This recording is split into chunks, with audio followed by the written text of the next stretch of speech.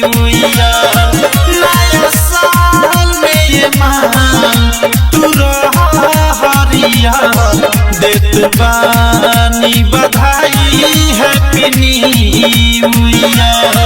पहले कोरी तोहके विश आइल 2025 एको किस दे पे भी के भरा के पिया। नया साल में ये मान तू रहा हरिया देत बानी बधाई हैप्पी न्यू ईयर।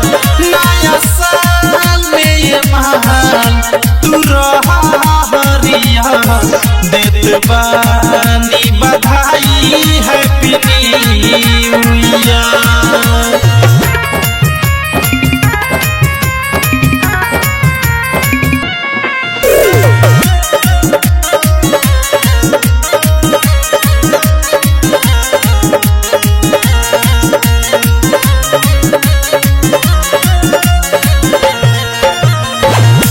पढ़ली हो जान कोनो करी हो न चीटिंग लव के सियाही से लिखनी गिरीटिंग।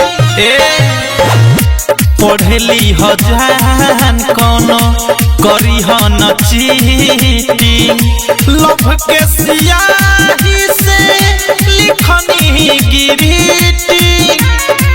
वानी पिकोनी साथी तू खइहा चिउरा में हम खुशी में पियो ठंडा ठंडा पिया।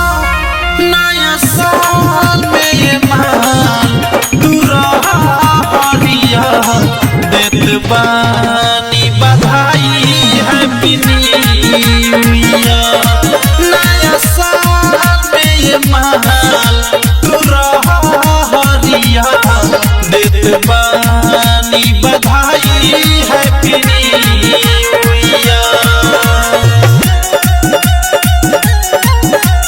Music by Vikesh Bhojpuriya.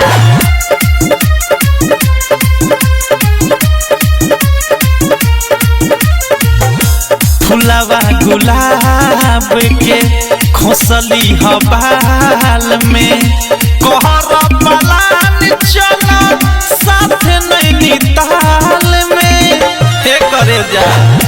फुलावा गुलाब के खोसली ह बाल में कहर पलान चला साथ नैनीताल में।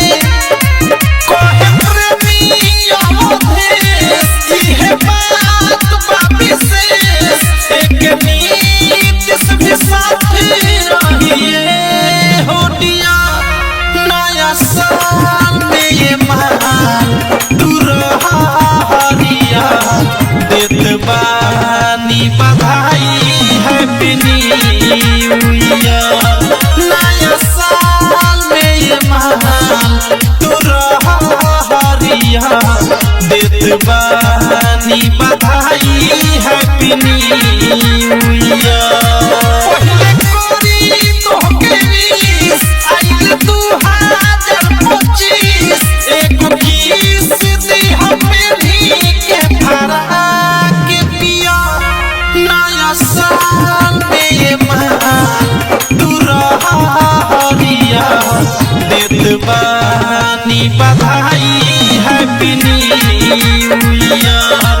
नया साल में ये मान तू रहा हरिया देत बानी